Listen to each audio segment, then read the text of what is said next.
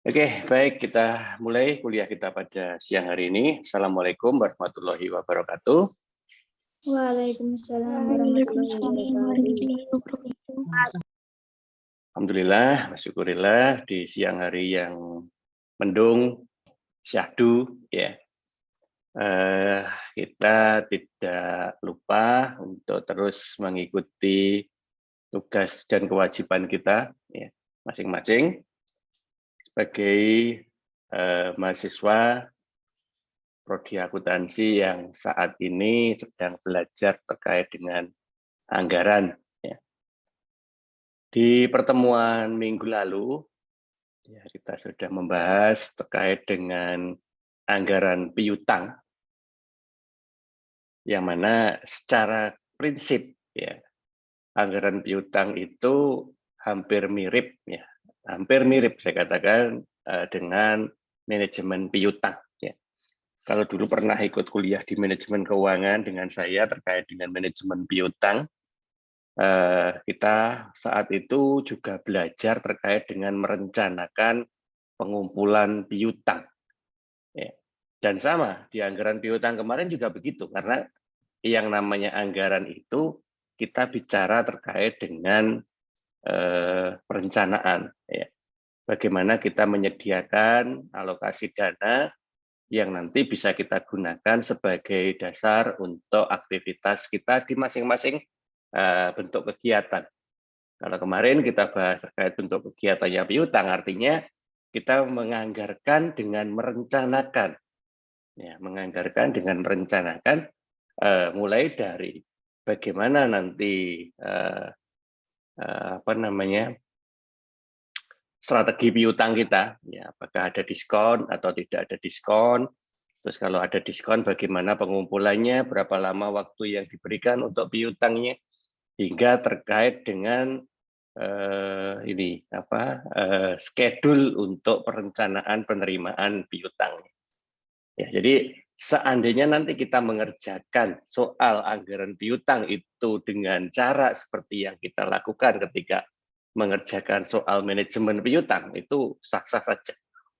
Ya, karena dua-duanya sama-sama punya fungsi untuk merencanakan sebuah pengendalian atas terjadinya piutang.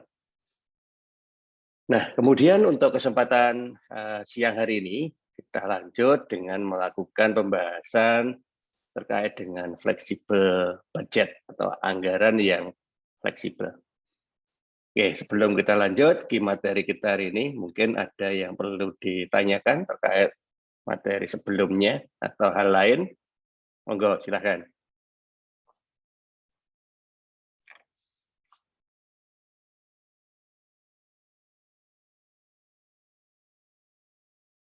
Oke, kalau memang belum ada yang ditanyakan, ya kita lanjut untuk membahas materi kita hari ini terkait dengan fleksibel budget. Ya. Prinsip yang kita pakai untuk mendasari fleksibel budget adalah pemahaman bahwa yang namanya anggaran itu bukan harga mati.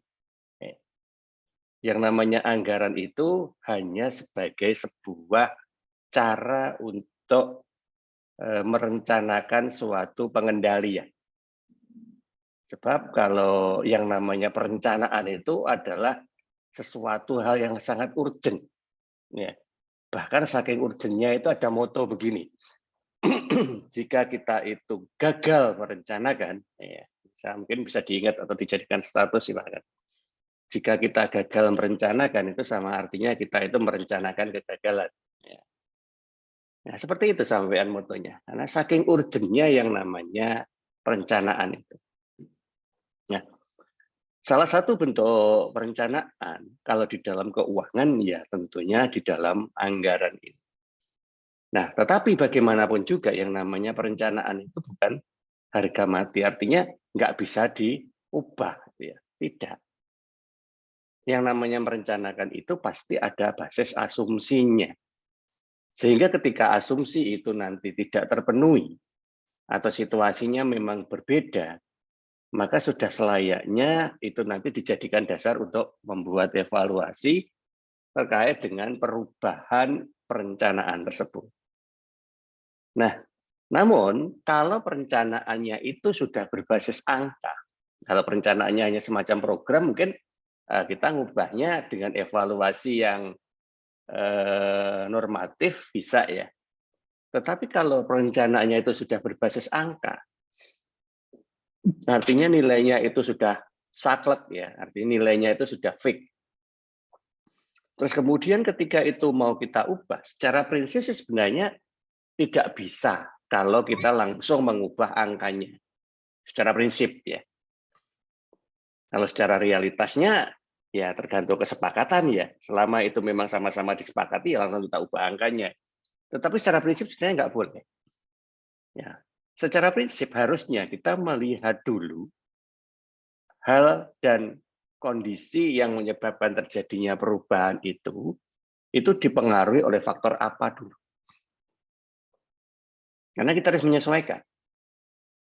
Kalau faktor itu merupakan suatu kondisi yang rutin, dan kemudian terjadi perubahan dalam bentuk yang signifikan, sebenarnya tidak logis. Bukan berarti kemudian sama-sama itu adalah bukan harga mati, tetapi kemudian kita semaunya sendiri mengubah, itu namanya bukan perubahan anggaran. Ya, itu namanya revisi anggaran. Beda. Ya, seperti itu. Nah, sehingga kalau kita bicara perubahan anggaran yang nanti kita menggunakan teori fleksibel budget ini, itu adalah sebuah perubahan yang terjadi pada suatu bentuk alokasi anggaran yang tidak rutin. Artinya memang itu sudah merupakan suatu kondisi yang kita perkirakan dengan asumsi dan ternyata asumsinya itu bergeser. Misal begini, produksi misalnya, kita membuat anggaran produksi. Anggaplah kita membuat anggaran produksi sebesar katakanlah 1 juta. Misalkan begitu. Tapi dalam 1 juta itu kita buat asumsi bahwa kita hanya memproduksi 1000 unit barangnya. Nah, kemudian ternyata asumsi 1000 unit itu berubah karena permintaan pasar yang tinggi, maka kita lihat potensi sumber daya yang kita miliki ternyata masih memenuhi, maka kita naikkan produksinya tidak 1000 tapi katakanlah 1300. Nah, sehingga di situ kan terjadi perubahan kapasitas produksi. Bagaimanapun juga kita harus mengubah yang namanya biaya produksinya, anggaran produksinya. Kenapa? Karena kenaikan jumlah produksi. Namun mengubahnya itu bukan kok serta-merta pakai cara gampang gitu ya. Cara gampangnya sih sebenarnya gini, dari 1000 menjadi 1300 itu naik berapa unit, naik berapa persen? Nah, katakanlah kita naik berapa persen? Katakanlah naik 30%, gitu ya. Nah, kemudian kalau jumlah produksinya naik 30%, ya anggarannya juga kita naikkan 30%. Cara gampangnya kan begitu. Boleh itu, boleh, tapi kan itu dasarnya terlalu sederhana. Ya, mungkin kalau kita cek nanti di controllingnya, di evaluasinya, ketika kita naikkan 30%, itu kan akumulatif ya.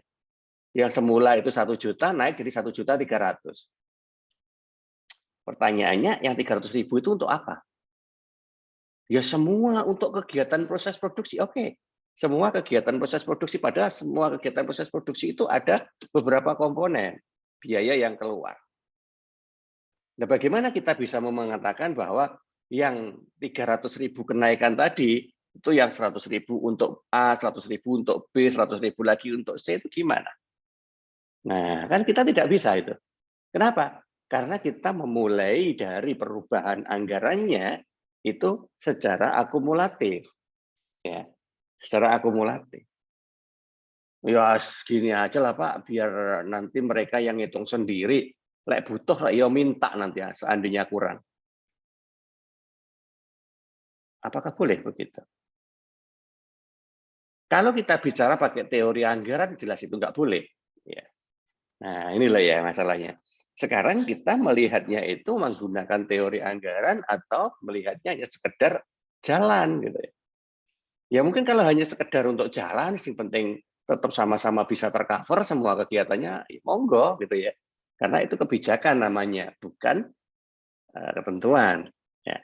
Kalau kita bicara kembali ke ketentuan, berarti kita harus mengikuti teori yang ada. Nah, teori yang ada apa kalau begitu? Maka kita bicara dengan menggunakan teori fleksibel budget. Harusnya kita cek dulu. Ya, kita sebelum menentukan ada kenaikan, kita nggak bisa langsung ngeklaim kalau produksinya naik 30%, biayanya juga naik 30%. Nggak bisa.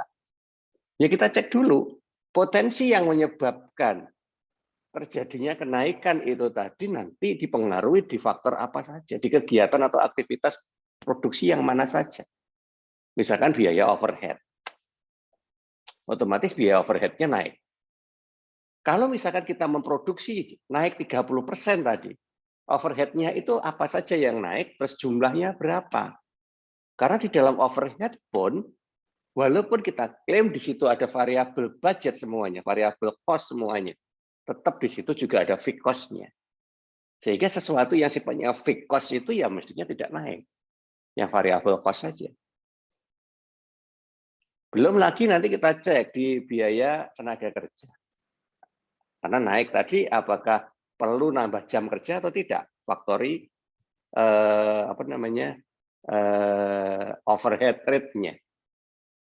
Nah, kalau cuma jam kerjanya mungkin tidak perlu dinaikin. Kenapa? Karena kenaikan segitu tadi bisa disisipkan di produksi-produksi yang normal, misalkan begitu. Karena di kapasitas produksi normal sebenarnya masih ada jam tenaga kerja yang menganggur. Misalkan begitu ya. Jadi kan tidak perlu ada kenaikan terkait dengan BTKL-nya, biaya tenaga kerja langsung. Atau bahan baku. Bisakah kita lihat bahan bakunya? Perlu naik enggak? Oh, ternyata tidak. Kenapa? Karena persediaan awalnya tinggi, katakanlah begitu. Walaupun kita itu memenuhi jumlah persediaannya itu hanya untuk 1.000 unit, tetapi ternyata tadi di persediaan awalnya itu masih tinggi, maka kita tidak perlu lagi menambah biaya untuk pembelian bahan baku. Kita pakai aja persediaan awal, walaupun nanti mungkin ya persediaan akhirnya itu sedikit di bawah dari persediaan awal yang tadi kita miliki. Nah, nggak ada masalah seperti itu. Karena apa? Karena memang kita bisa ngeklaim bahwa di dalam proses tersebut ya kita punya reason atau punya kondisi yang memang menyebabkan tidak perlu adanya penambahan jumlah biaya. Sehingga kita tidak bisa seperti tadi, kita porogapet misalkan naik 30% untuk produksi, kemudian biaya juga naik 30%. Nah, kalau ngedum piye? Ya, kayak tadi, bahan bakunya terus jadi gimana? Karena ketika kita sudah kadung naikin itu 30%, 300.000 katakanlah ya, uangnya kan sudah ada itu anggarannya. Terus kalau itu tidak dimanfaatkan untuk penggunaannya, gara-gara kita tidak cek dulu sebelum adanya kenaikan produksi tadi, ya maka itu kan jadi yang biaya yang menganggur. Wis jareke njaluk imbuh, nah bosok diimbui temenan nggak jalan. Kenapa nggak jalan? Ya karena ternyata memanfaatkan potensi yang sebelumnya aja sakjane cukup. Gara-gara tadi nggak dianalisis duluan, butuhnya mergo roh lah arek naik, kemudian ikut-ikutan naik. Nah ini yang nggak sehat ya. Maka bagi kalian yang memang kita belajar anggaran di sini, ya jangan begitu. Ya, makanya memulainya itu dari kondisinya dulu. Ya, jadi kita Pak, tidak bisa. Iya, monggo, Mbak. Siapa ini itu? tidak share screen apa bagaimana? Belum. Saya belum share screen. Ya, Oh, saya belum share screen. Saya belum share screen.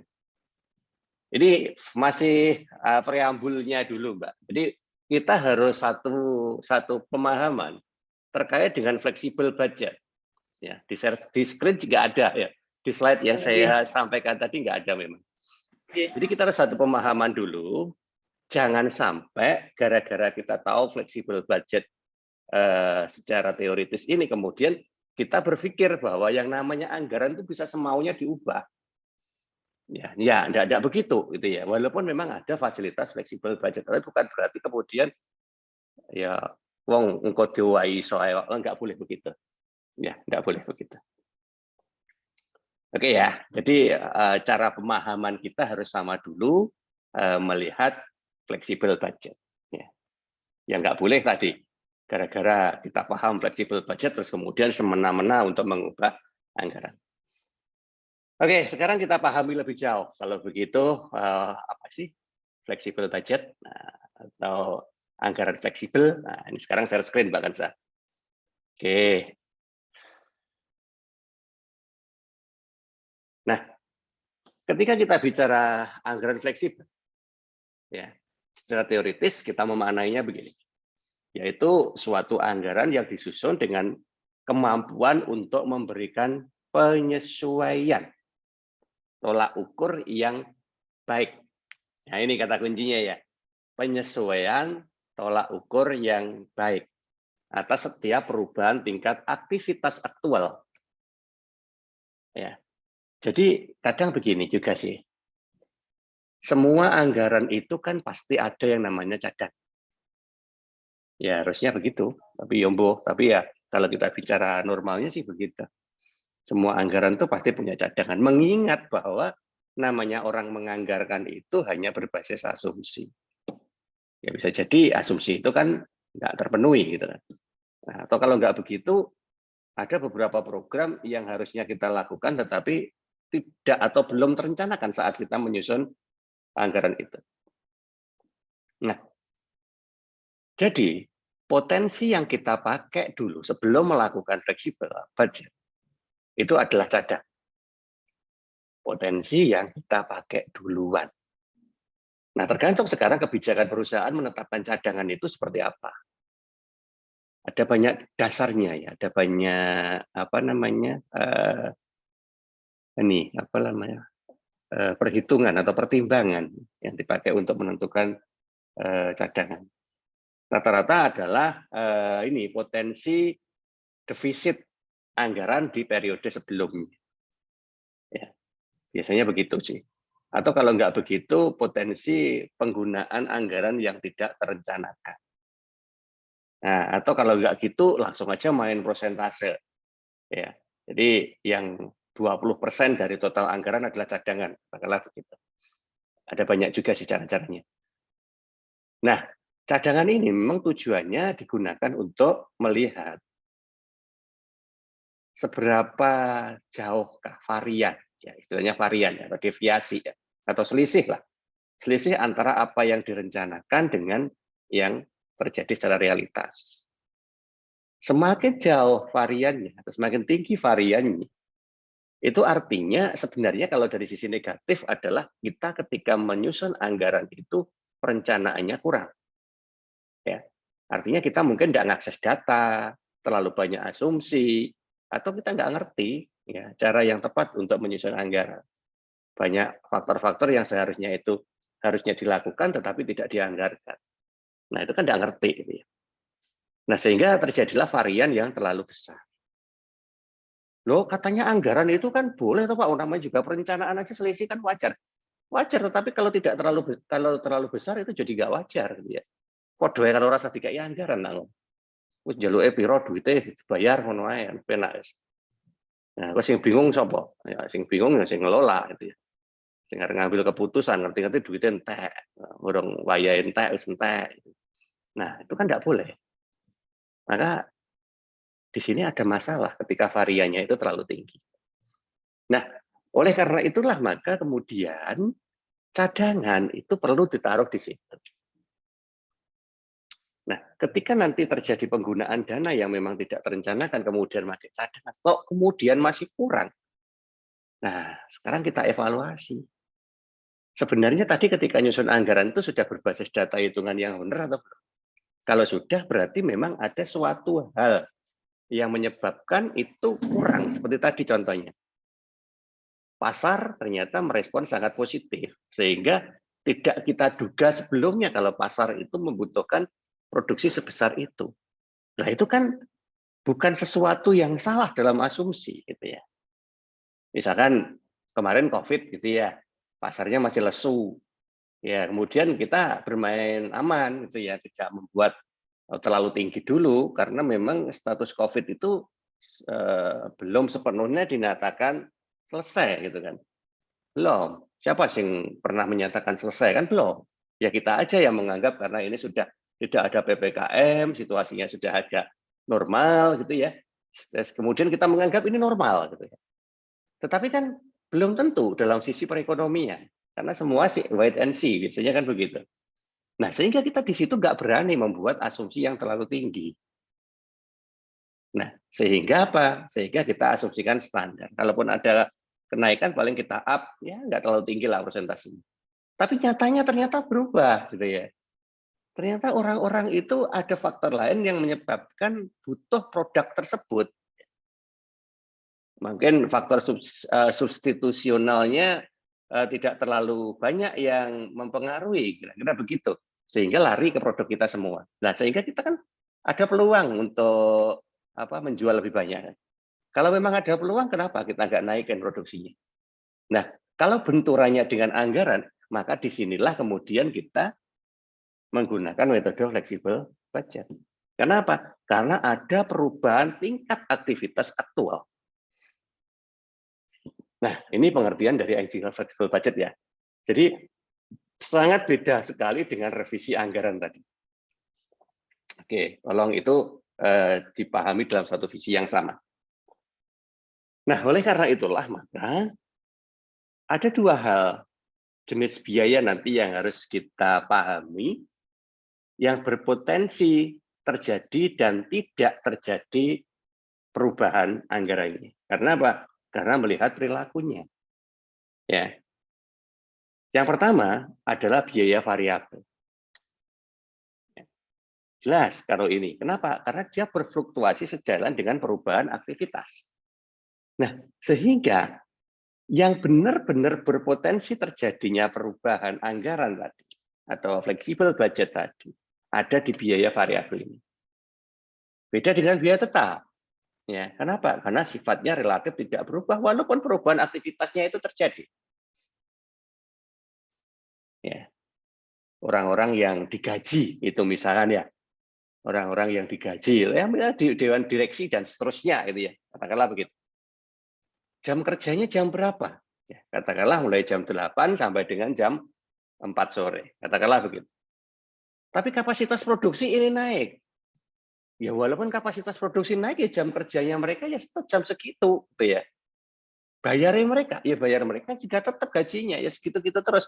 Mau dinaikin setinggi apapun kapasitas produksinya, mau diturunin setinggi apapun kapasitas produksinya. Kalau dia itu sudah digaji dengan nilai ya 5 juta per bulan katakanlah. Ya sudah. Segitu itu karena apa? Gaji masuk kategori biaya tetap. Ya, makanya nggak ada yang namanya kemudian kita revisi gaji. Kenapa kok revisi gaji? Ya kan ada perubahan tingkat produksi. Wah. Atau kalau nggak gitu karyawannya itu menuntut, wah demo. Wah ini sekarang sudah normal, kapasitas produksi sudah naik bahkan lebih tinggi daripada sebelum pandemi. Maka kami menginginkan ada revisi anggaran gajinya. Wah, kui mau dibayar pakai gaji apa upah? Cek dulu. Kalau dia dibayar pakai gaji, ya jadi bisa ketawa kalau kemudian gara-gara adanya kenaikan kapasitas produksi terus gajinya minta naik gitu ya. Karena faktor yang menyebabkan kenaikan gaji itu bukan dari kapasitas produksi. Ya kalaupun nanti ada kenaikan tetapi bukan itu penyebabnya. Ya, beda dengan upah.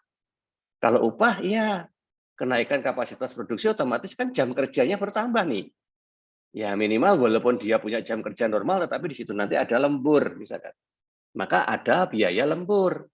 Dia dapat tambahan dari lemburnya. Kenapa? Karena harus menambah jumlah jam kerja demi menambah jumlah barang yang diproduksi. Nah di sini ya. Jadi jangan sampai salah kaprah. Salah kaprah, waneh gitu. Oh belajar akuntansi. Wah ini loh mahasiswa akuntansi loh dulu. Kok bisa salah kaprah begitu? Kuliah ning endi? Wah, kena kan? Dosennya sopo? Wah, kena juga saya akhirnya. Padahal tak warna-warni kayak ngene iki ya. Sampai lali. Ya, nggak ngerti lek malam ini apa siang ini tidur. Jangan tidur makanya supaya tidak sampai salah paham. Nah, ini kalau kita lihat dari perilaku biaya variabel. Jadi dia ngikutin gitu ya. Tapi biaya tetap tidak. Ya. Aktivitasnya yang fluktuatif seperti ini pun ya, biaya tetap ya lurus. Saya terus Posisi turun dia segini terus. Posisi naik sampai segini pun ya dia tetap segini terus. Turun lagi ya tetap segitu. Naik lagi ya tetap segitu. Nah, itulah dia tetap. Makanya kita harus tahu biaya tetap itu terdiri dari apa saja, yang variabel itu juga apa saja. Bahkan saat penganggaran pun sudah harus dikelompokkan. Ya. Nah, oleh karena itulah maka ketika nanti kita harus melakukan fleksibel budget, ya berarti kita harus mengetahui dulu hal-hal yang nanti memang menyebabkan anggaran produksi itu bisa fleksibel. Ada catatan seperti ini ya, ini tak catat aja supaya saya nggak lupa ya, maka tak sampaikan ke kalian dalam bentuk catatan karena saya anggap itu penting. Ketika nanti tak tulis poin, saya khawatir saya nyampaikannya ada yang kelewat ya, atau kalian lupa apa yang disampaikan. Maka tak catat aja, nanti kalau lupa baca sendiri enak ya. Anggaran produksi bulanan tetap disusun dengan asumsi volume penjualan pada setiap bulan. Ya. Tetapi di situ dapat terjadi dengan volume penjualan yang dianggarkan. Ya. Jadi nanti menyusunnya ya sesuai dengan perilaku bulanannya dengan volume yang normal. Ya. Sehingga jumlah barang yang diproduksi pada bulan berikutnya itu akan tetap. Karena apa? Ya kapasitasnya ya terus kan, gitu-gitu terus. Nah, biasanya kalau kita menyusun itu kan menggunakan itu anggaran penjual. Kita sudah belajar itu dulu di awal sebelum UTS. Kemudian anggaran penjualan itu coba kita proyeksikan dalam triwulanan misalkan ya. Ya, kita buat dalam bentuk triwulan. Kita juga sudah pernah belajar ini. Atau dari triwulanan itu kita turunkan lagi jadi bulanan. Artinya apa? Sebenarnya kan selama 1 tahun ke depan, kita itu sudah bisa menganggarkan berapa sih sebenarnya penjualan yang akan kita lakukan. Anggaran tuh ya. Nah, sehingga jumlah yang diproduksi dari bulan ke bulan itu sudah ada perencanaannya. Ya, artinya sesuai dengan rencana produksi yang telah disusun. Tapi, nah ini kejadiannya. Seringkali perusahaan menghadapi keadaan di mana realisasi penjualan produknya pada suatu bulan tidak sesuai. Ya. Jika penjualan aktual tidak sesuai dengan volume yang dianggarkan, maka itu akan mengakibatkan perusahaan mengalami penumpukan atau kekurangan jumlah persediaan barang jika perusahaan tetap menggunakan volume yang dianggarkan pada bulan berikutnya. Nah, terjadi kondisi yang tidak stabil.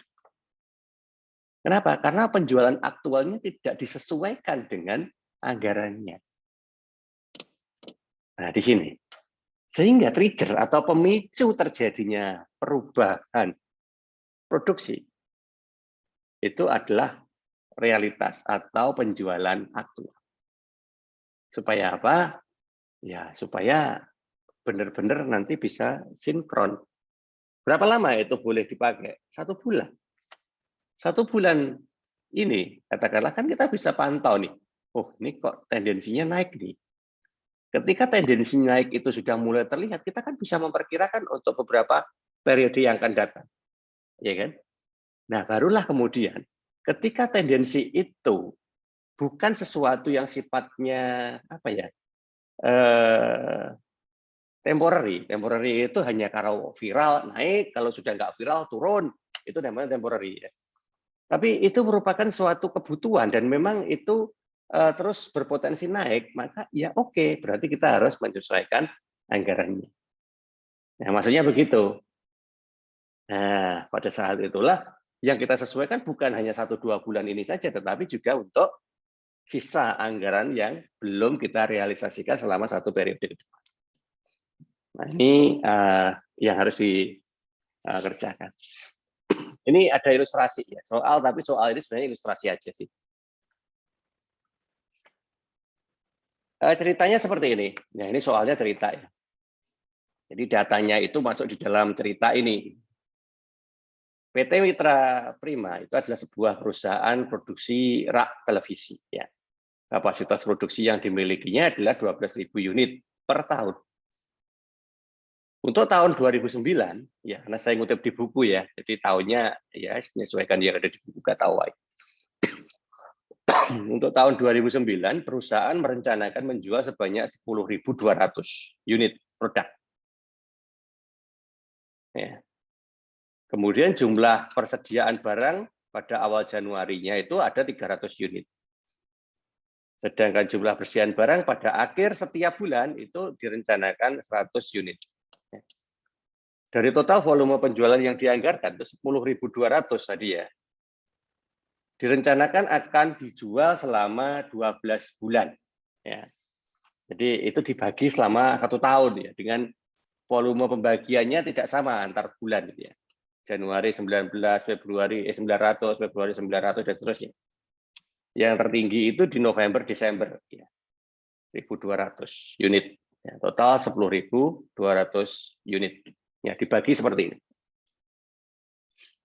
Nah, kemudian pada tahun 2009 itu perusahaan harus memproduksi barang 10.000 unit. Ya. Kenapa 10.000? Padahal kan ini mau jual 10.200. Karena ada persediaan awal dan persediaan akhir. Ya. Sekarang kita coba lihat. 10.000 itu datangnya dari mana? Tadi kita rencanakan produksinya kan 10.200. Ya. Dari total kapasitas produksinya 12.000. Tapi kita kan nggak mungkin memproduksi dalam kapasitas penuh gitu ya.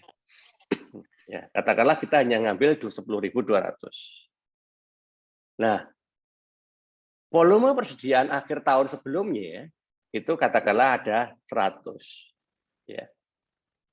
Nah, 100 berarti kan bisa kita pakai. Ya kan? Karena itu sudah persediaan akhir. Maka kita masukkan ke produksinya. Sehingga menjadi 10.300. Tetapi ternyata kebijakan perusahaan kita harus menyiapkan persediaan awal sebanyak 300. Ya oke, berarti yang 300 tidak jadi kita jual. Ya tidak jadi kita gunakan, katakanlah begitu. Sehingga volume produksinya itu menjadi 10.000. Karena yang 300 tadi masuk ke persediaan awal. Nah, ini fungsi persediaan awal yang tadi sudah saya jelaskan ya. Nah, tapi kita harus menganggarkan. Oke, itu datanya. Nah, kemudian asumsi yang kita bisa bangun adalah perusahaan itu menggunakan metode persediaan stabil. Di mana stabilnya itu terlihat dari jumlah persediaan akhir tiap bulannya. Stabil sebanyak 100 unit. Nah, dari situ maka kita bisa menyusun anggaran produksi seperti ini. Oke, ya. Pertama bulan ya, kemudian sama volumenya. Volumenya dan bulan kan sudah kita ambil dari tadi. Yes. Masuk di sini. Kemudian persediaannya kita hitung. Tadi kita katakan punya persediaan akhir yang stabil, ya 100 unit. Ya sudah, berarti tiap bulan ya 100, 100, 100, 100, 100. Nah, ya. Total di sini itu bukan total penjumlahan Januari sampai Desember loh ya. Tapi jumlah persediaan akhir per bulannya. Oke. Nah, sehingga barang siap dijualnya jadi berapa? Ya, volume ditambah dengan persediaan akhir. Ini 1.000, 1.800 dan seterusnya. Sehingga totalnya harus sama, 10.200 ditambah 100, hingga 10.300. Oke. Nah, kemudian tadi kan kebijakannya kita merencanakan persediaan awal 300. Ya, oke. Persediaan awal 300. Ingat ya, persediaan awal. Namanya persediaan awal itu ya hanya sekali tok di awal gitu ya. Yang sesuai dengan perencanaannya. Jadi hanya di bulan Januari. Ya, 300. Nah, bulan yang lain gimana? Bulan yang lain itu sama dengan persediaan akhir karena kita menggunakan mekanisme metode persediaan stabil. Terus semua. Ya, persediaan awalnya 300. Sehingga volume produksinya berapa? Ya sudah, ini 1.000 dikurangi 300, 700. Ya 1000 dikurangi 100, 900 dan seterusnya. Sehingga volume produksinya harusnya 10.000 sesuai dengan yang kita rencanakan di awal tadi. Nah, perencanaan di awal tadi kan hanya sifatnya kasar, ya, akumulasi. Sekarang kita membangun perencanaan, persediaan, dan volume produksi dengan anggaran seperti ini. Nah, ini salah satu hal yang perlu kalian buat rencanaan. Ya, ini belum ngomong fleksibel budgetnya loh ya. Ini baru bicara tentang anggaran produksinya. Oke ya, sampai di situ. Nanti kalau ada yang nggak paham atau pengen ditanyakan, nggak apa-apa, langsung menyela aja. Karena saya tidak tahu kalau ada yang belum ngerti. Nah, sekarang kita coba masukin ini. Contoh yang bisa kita pakai untuk menjelaskan fleksibelnya. Contoh soal berikut yang didasarkan pada contoh soal sebelumnya itu kita gunakan untuk memperjelas pemahaman tentang perlunya anggaran produksi bulanan fleksibel bagi perusahaan. Kita ambil 2 bulan aja ya, Januari, Februari, katakanlah begitu. Datanya Jepang tadi ya. Yang beda itu cuma di realisasinya. Ya, yang beda cuma di realisasinya. Tadi di depan tidak ada. Katakanlah tadi Januari kita kan menganggarkan 900 nih. Ternyata realisasinya cuma 625. Nah, kita sudah menganggarkan volume persediaan akhir bulan tadi kan 100. Nah, tetapi kan 100 itu pada posisi kita menjual 900. Kalau kita menjual 625, terus ini berapa? Belum diketahui. Ya. Oke. Terus volume persediaan siap dijualnya di sini sama, ya, sesuai dengan anggaran. Katakanlah begitu. Volume persediaan awal juga sama. Volume produksi bulanan juga sama. Ya. Itu untuk Januari. Demikian juga untuk Februari, cuma beda angka toh. Naik dong. Ya, naik nih volume penjualannya. Jadi 725, tetapi tetap lebih sedikit daripada anggarannya. Nah, kemudian persediaan akhirnya juga berapa itu? Nah, itu belum diketahui. Nah, tapi di sini volume persediaan siap dijual untuk Februari berubah. Lebih tinggi realitasnya. Ya, 1.275. Nah, volume persediaan awal juga begitu.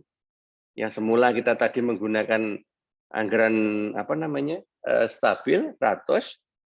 Nah, ini ternyata naik gitu ya, 375. Walaupun volume produksi bulanannya sama. Nah, itu data ya. Itu data. Anggaplah kita hanya mencoba melihat kalau begitu bagaimana kita menentukan volume persediaan akhir bulan. Nah, jadi di sini yang menjadi titik tekannya adalah meskipun kita itu menggunakan metode yang kita sepakati tadi namanya metode berimbang, ya, di mana jumlah anggaran untuk persediaan akhir bulan itu sama, ya, tiap bulan selama setahun. Namun, ketika realitasnya itu tidak sesuai dengan perencanaan kita, maka bisa jadi sistem anggaran yang tadi ya, yang seimbang tadi tidak selalu bisa kita lakukan. Ya, yang konsisten 100 tadi nggak bisa kita selalu lakukan. Maka itu bisa disesuaikan. Ya, jadi seperti itu. Kita coba hitung.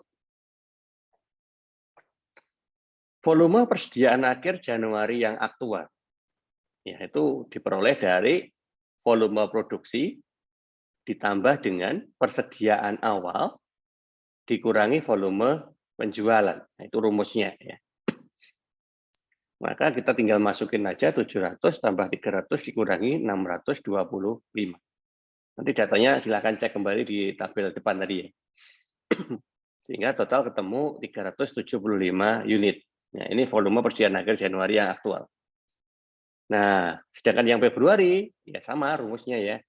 Kita masukin angkanya 900 ditambah 375 dikurangi 725, ketemu 505.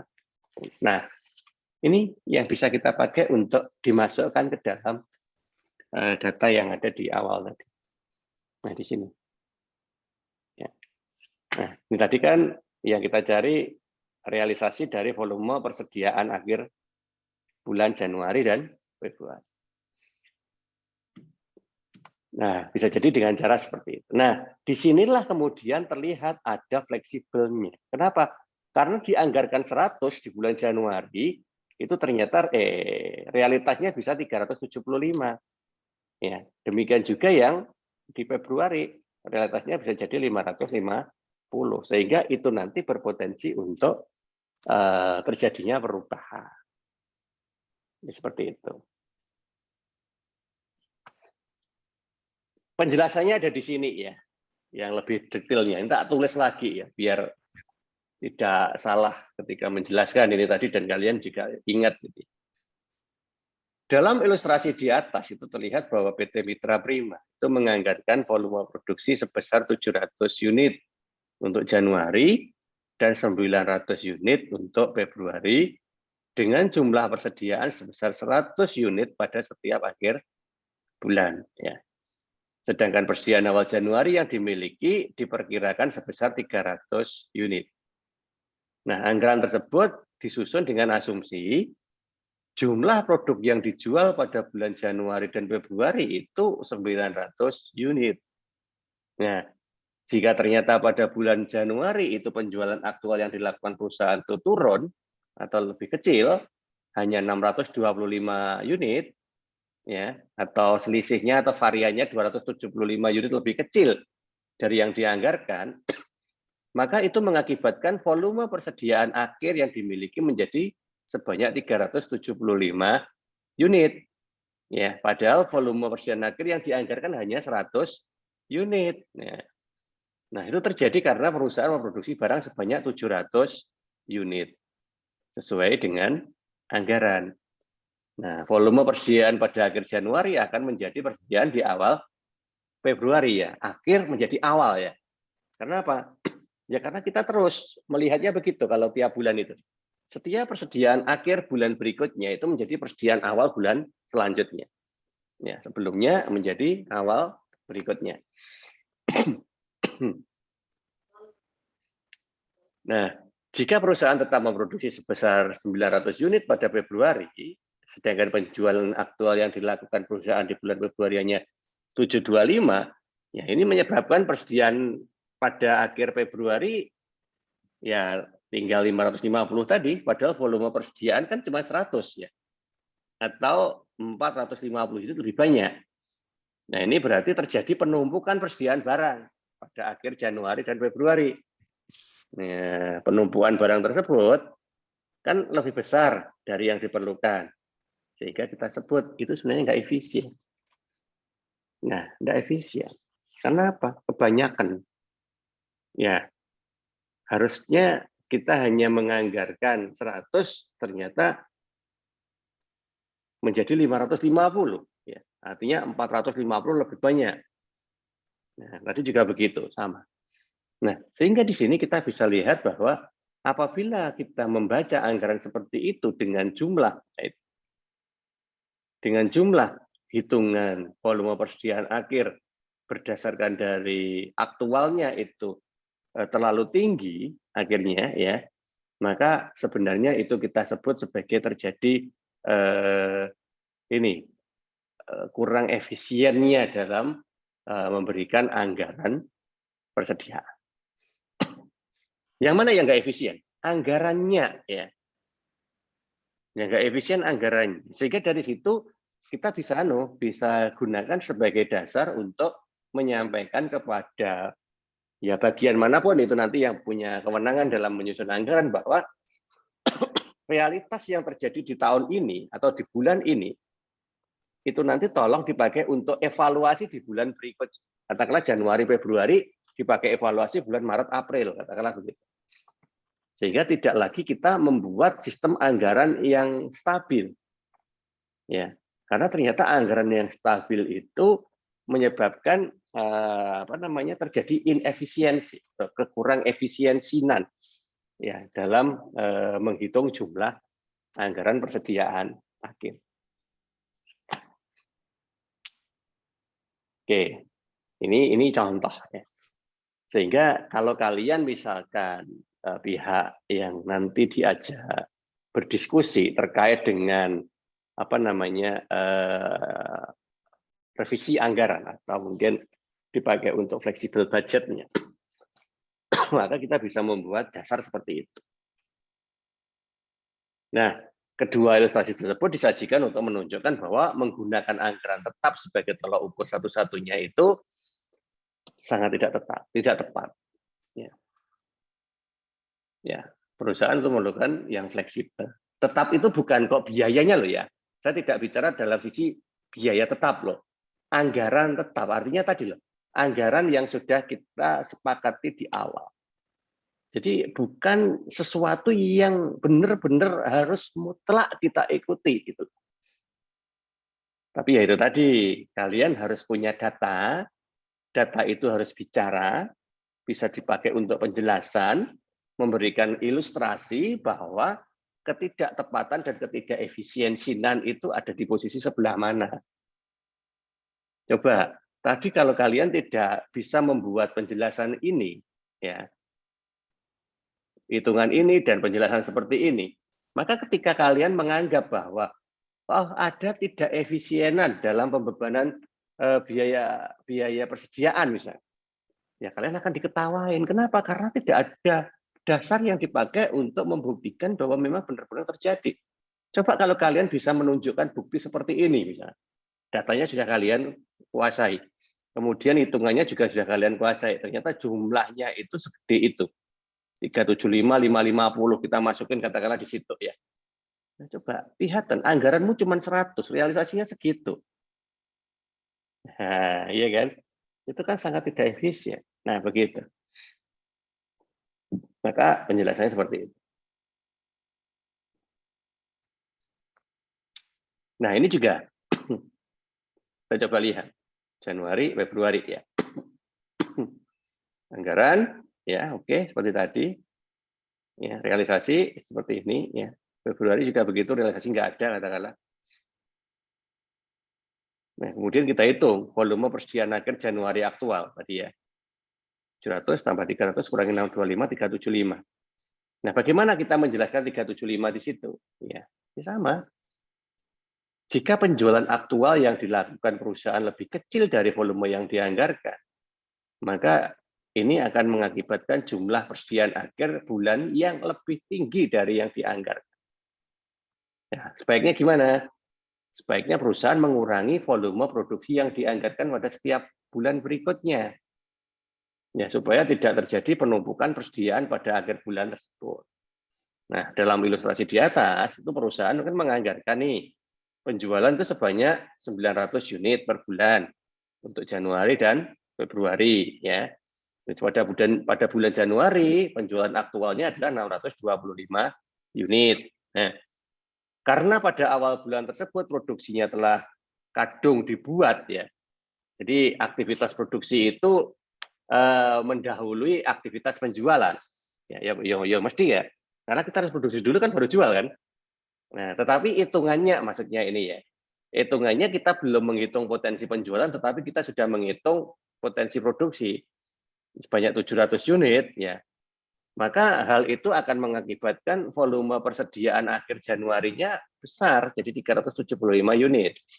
Yang mana itu lebih besar dari anggarannya, yaitu sebanyak 100 unit. Nah, penyesuaiannya kapan? Ya, penyesuaiannya nanti di bulan berikutnya, yaitu Februari. Ya.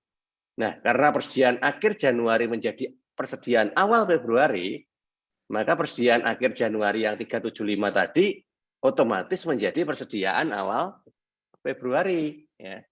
Nah, sehingga persediaan awal Februari itu kemudian kelebihan lagi sebanyak 275 unit yang terjadi dari persediaan awal yang dianggarkan. Kan tadi anggarannya cuma 100, ya kan? Ternyata keisi 375, kelebihan 275. Nah, terus gimana solusinya? Nah, supaya tidak lagi terjadi penumpukan, maka perusahaan harus mengurangi volume produksinya Februari. Jadi volume produksinya jangan sama dengan anggarannya. Wong nyatane wong persediaannya turah kok nyapa produksinya kok pacet kan gitu kan. Kok tetap kan tidak boleh. Ya, jika jumlah persediaan tadi 100 unit itu merupakan jumlah yang aman, katakanlah itu dianggap aman ya. Maka pada bulan Februari ya diturunkan ya anggaran produksinya yang semula 900 itu ya tinggal 625 saja. Ya. Karena apa? Tadi kan 275 nih yang nganggur. Ya sudah yang 900 itu kurangi 275 gitu ya. Anggaplah 275 itu akhirnya ngambil dari persediaan. Ya kan? Nah, segitu. Sehingga ketika misalkan jumlah anggaran produksinya itu kita turunin, nah, pertama seperti yang tadi di awal saya katakan, apa sih penyebabnya? Nah, ini tadi kita hanya melihat penyebabnya dari sisi penjualan dan persediaan. Tetapi ini sebenarnya masih bisa lanjut lagi. Ketika anggaran produksi kita turunin jadi 625, terus bagian mana yang nanti harus kita revisi? Nah, jadi kita merevisi biaya produksi karena adanya penurunan atau kelebihan dari jumlah persediaan awal. Ya, kita revisi.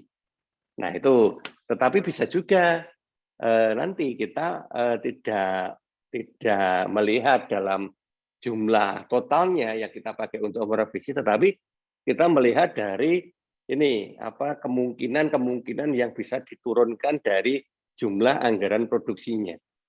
Katakanlah kita mulai dari biaya overhead-nya, jadi berapa penurunannya, tenaga kerjanya berkurang berapa, bahan bakunya berkurang berapa, dan seterusnya. Nah, jadi bisa begitu. Sehingga ketika kita sudah klaim, ya 625 unit saja. Oke, itu kan baru unitnya. Kita belum bicara terkait dengan rupiah produksinya. Rupiah anggaran produksi ini kan baru bicara anggaran penjualan dan anggaran produksi secara unit. Ya. Kita belum bicara secara rupiahnya loh. Ya. Nah, seperti itu. Nah, sehingga fleksibel bulanannya seperti ini. Ya. Ya itu sebenarnya tadi aja ya. Hanya memasukkan data yang tadi, di mana volume persediaan akhir Januari aktual itu dari volume produksi ditambah persediaan awal dikurangi volume 320 unit nilainya. Ya. Nah, ini kita melihatnya dari sisi jumlah unitnya. Sebenarnya gini, bisa juga kita melihatnya dari jumlah rupiah. Tapi kalau menurut saya secara teoritis, kalau nanti kita melihat dari jumlah rupiah itu terlalu matematis. Secara teoritis loh ya. Secara teoritis kalau kita membuat fleksibel budgetnya dalam rupiah itu terlalu matematis. Sehingga yang lebih real, lebih sesuai dengan kebutuhan yang real ya. Kalau menurut saya sih lebih baik kita menghitungnya seperti ini, dari unitnya dulu. Ya, dari unitnya dulu. Baru kalau dari unitnya itu kita sudah bisa melakukan perhitungan, kemudian kita konversi unit itu menjadi rupiahnya. Ya. Kayak tadi, yang semula harusnya memproduksi 900. Kemudian ternyata karena ada kelebihan 200 berapa tadi? 275, maka kita produksinya tinggal 625 unit. Nah, kalau kita sudah tahu jumlah produksinya segitu, tinggal kita hitung. Biaya produksi per unit itu dari bahan baku berapa, 3 dulu aja, kelompokkan dari 3 itu. Dari bahan baku berapa, dari tenaga kerja berapa, dari overhead berapa. Kelompokkan dalam 3, karena kita menyusun anggaran ya, bukan menghitung biaya itu. Kecuali kalau kita itu menghitung biayanya sampai seperti kita membuat laporan di akuntansi biaya atau di manajemen biaya, itu lain lagi ceritanya. Ya, karena kita hanya menghitung anggaran, maka kumpulkan aja anggaran itu menjadi 3 anggaran tadi. Bahan baku, terus kemudian tenaga kerja langsung, dan overhead. Nah, sehingga kita nanti bisa menghitung biaya masing-masing per 1 unit. Sehingga nanti tinggal kalikan aja. Kalau kita mengalami penurunan 275 unit, kali biaya berapa masing-masing kebutuhan biayanya per unit tadi, maka kita baru bisa hitung berapa rupiah yang bisa kita efisiensikan atau kita alihkan untuk biaya yang lain akibat kita tidak jadi memproduksi 900 unit. Ya. Nah, jadi mekanismenya lebih realistis begitu sih daripada menghitung secara matematis. Karena kalau tadi saya coba lihat di hitungan matematisnya fleksibel budget itu, ya agak sulit diterapkan di kondisi real kalau menurut saya ya. Kalau hanya untuk belajar ya oke, tapi buat apa belajar tetapi nggak bisa dipakai. Nah, sehingga ada beberapa hal yang menjadi conclusion kita terkait dengan fleksibel budget ini. Ya. Yang pertama terkait dengan anggaran biaya produksi, itu disusun setelah perusahaan menyusun anggaran produksi terlebih dulu.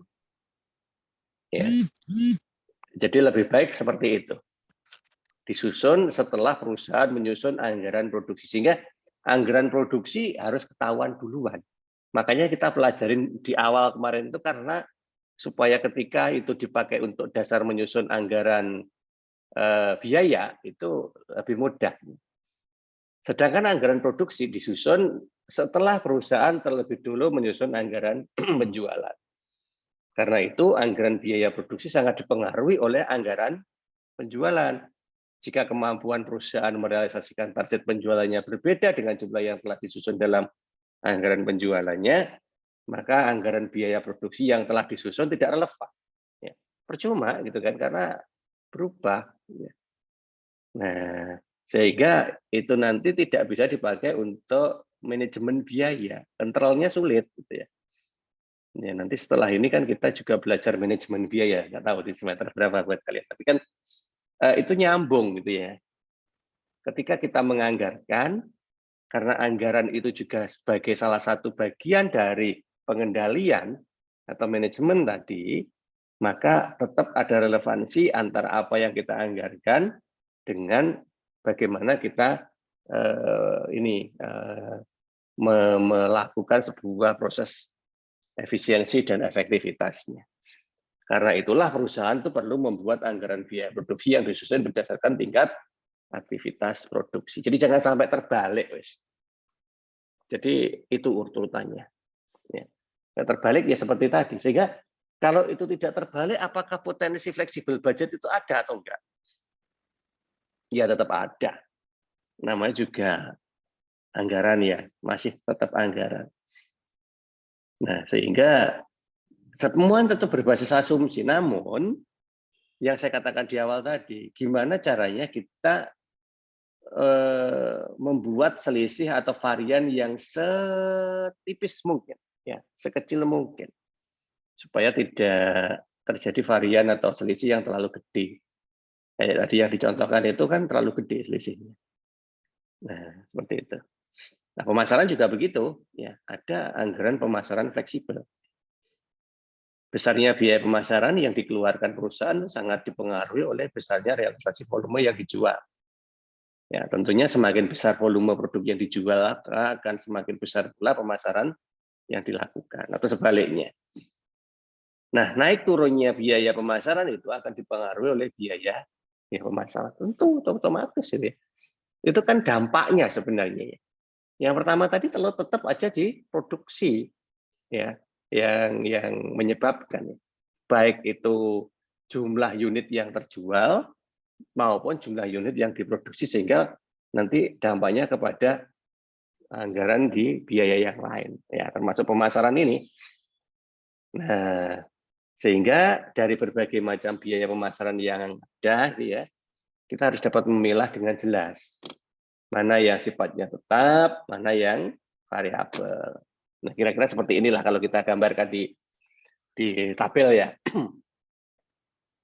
Kayak tadi saya sebut-sebut gaji. Gaji itu dimanapun posisinya dia tetap. Ya, karakter biayanya itu tetap. Jadi tidak ada faktor yang mempengaruhi perubahannya. Ya, beda dengan komisi atau HR. Ya, ya kalau HR sih variabel ya, semakin banyak dia jual ya semakin banyak HR-nya. Makanya tolong nanti strategi dalam penetapan status penghasilan itu diperhatikan. Ya, dibayar berdasarkan apa? Karena itulah yang memotivasi dari pekerjaannya. Gimana kita ngukur kinerjanya kalau kita tidak pernah menetapkan dia dibayar untuk apa? Berdasarkan dari keahlian apa? Nah, seperti itu. Sehingga penggajiannya itu tidak sia-sia. Kadang kan ada dibayar pakai tetapi hanya punya pom. Nggak ngapa-ngapain. Nah, karena kita salah menetapkan. Kayak wiraniaga sales gitu ya, misalkan ya. Kamu kok bayar pakai gaji tetap seperti manajer, ya tidur dia. Keluar, ke masjid, tidur. Ya. Nanti bangun-bangun lapor. Kenapa? Ya mau jual sedikit, mau jual banyak, gajinya sama. Nah, beda dengan dibayar berdasarkan komisi. Gitu ya. Ya, monggo penetapan komisinya gimana? Mau per unit atau persatuan apa? Nah, itu komisi. Nah, itu variabel. Nah, komisi manajer juga begitu. Biaya, ya hampir biaya semuanya itu hampir bersifat variabel, kecuali yang rutin. Rutin pun masih berpotensi variabel. Ya. Misalkan ini, kayak biaya telepon, biaya listrik, itu kan ya rutin tiap bulan ada. Tapi kan tidak bisa kita pastikan kalau jumlahnya selalu sama. Maka kita sebut tetap, itu artinya selalu ada, dan variabel itu jumlahnya bisa saja berubah. Beda dengan biaya depresiasi atau ATK. Ya, kalau itu kita bisa katakan tetap, terutama kalau depresiasinya pakai garis lurus, porogapit kono ya. Nah, saya cerita garis lurus gitu kalian bisa ngikutin ya. Ya, semoga ya. Jangan sampai loh kok porogapit piye gue. Nah, jangan sampai berpikir begitu. Karena saya berasumsi kalian itu sudah pernah belajar depresiasi ya. Semoga aja paham. Nah, sehingga kita bisa anggap itu tetap ya, jumlah biaya. Alat tulis itu ya karena kita kan bisa mendasari kebijakan. Ya sudah, buat aja sebuah alokasi biaya ATK itu yang tetap gitu ya, jangan sampai kok variabel nih. Jadi kok variabel nih ya kok kertasnya didelik di luar gitu ya. Wah, ini butuh kertasnya habis. Ini kertasnya habis, terus apa meneh ATK habis, tinta printer habis. Habisnya itu bukan dipakai, dijual di luar. Nah, kenapa? Kok variabel nih? Jadi kalau kita tetap itu berbasis pengusulan, ya. Kamu butuh apa selama 1 bulan terkait dengan ATK? Ini sudah penuhin itu. Kalau kemudian dia itu nggak bisa mengendalikan itu ya salahmu dewe, kurang tupo dewe gitu ya. Nah, itulah sebuah proses penetapan. Jadi tidak sekedar hanya ya patut tetapi memang realitas juga harus dipertimbangkan. Korespondensi, angkot, sampel itu variabel. Ya. Kalau gudang tetap kena sewa, ya. Pengepakan, penagihan ya tergantung jumlah. Nah ini contoh ya, contoh. Nah dari contoh-contoh ini ya secara prinsip sebenarnya kita bisa mengatakan bahwa biaya pemasaran itu ada 2 kelompok, yaitu yang tetap dan variabel. Nah kedua kelompok tersebut itu dipengaruhi oleh faktor yang ya berbeda. Bahkan sesama biaya pemasaran variabel pun juga dipengaruhi oleh faktor yang berbeda. Ya. Tidak semua biaya pemasaran itu dipengaruhi oleh besarnya volume penjualan. Tetapi berkaitan dengan penyusunan anggaran yang fleksibel, perusahaan harus memilah dengan jelas kelompok biaya pemasaran tetap dan kelompok yang variabel. Ya. Biaya pemasaran yang tidak dipengaruhi secara langsung oleh volume penjualan produk itu lebih baik dikelompokkan ke biaya tetap. Karena tadi karakteristik biaya tetap yang memang dia tidak berubah akibat perubahan kapasitas produksi. Sehingga kalau memang karakteristiknya itu lebih tidak banyak dipengaruhi, maka ya masuk aja ke tetap. Supaya apa? Supaya penentuan tarif biaya pemasaran variabel per unit produknya itu jelas. Nah, sehingga nanti yang jadi fokus perhatian kita itu yang variabel saja. Yang tetap ya sudah, itu yang harus kita kendalikan. Nah, dan yang terakhir ya biaya administrasi umum. Ya. Nah, secara prinsip biaya administrasi umum itu jangan sampai variabel. Itu harus dianggarkan tetap dan tidak boleh biaya administrasi umum itu kemudian mengajukan perubahan anggaran. Ya, nggak boleh. Ya. Kenapa? Ya karena itu sudah sesuatu yang jelas bisa dihitung gitu ya. Ya terus ngapain? Kan nggak ada pengaruhnya kenaikan jumlah penjualan dengan penggunaan ATK yang ada di administrasi tadi. Nggak ada toh. Sama dengan tadi, nggak ada hubungannya antara kenaikan penjualan dengan jumlah gaji. Nggak ada. Ya. Kemudian kalau misalkan biaya administrasi umum itu harus lembur, gara-gara menyelesaikan banyak sekali administrasi-administrasi yang masuk gara-gara penambahan jumlah pesanan misalnya. Itu kan lain cerita. Dia kan masuk kategori lembur. Iya kan? Lembur itu adalah komponen biaya yang tersendiri yang di luar gaji dan di luar administrasi umum. Dan dia bisa memang situasinya tetap variabel. Kenapa? Karena yang namanya lembur itu kan tergantung dari jumlah jam lemburnya. Semakin banyak jumlah jam lembur, otomatis jumlah anggarannya semakin tinggi. Nah, itu variabel. Nggak apa-apa, silahkan dibebankan ke sana. Tetapi kalau masuk di anggaran yang menjadi miliknya sendiri, ya jangan sampai terjadi fleksibel. Dan di situ tidak layak untuk dihitung secara fleksibel pajak. Oke, mungkin sampai di sini dulu aja yang bisa kita bahas pada siang hari yang syahdu ini. Ya, monggo silakan kalau ada yang ditanyakan.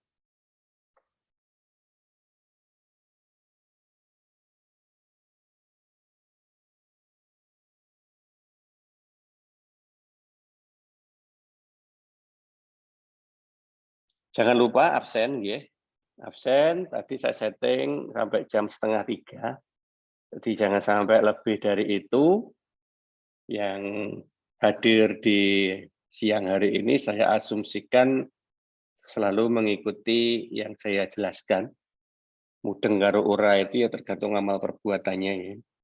Jadi ya kalau memang amal perbuatannya itu ada usaha, ada effort, ya, ada semangat, ya, ada keinginan, ya, maka saya rasa untuk mudeng itu lebih cepat, ya, karena saya berusaha untuk mencari bahan materi yang saya jelaskan dan cara menjelaskan yang sesederhana mungkin, ya, sesederhana mungkin.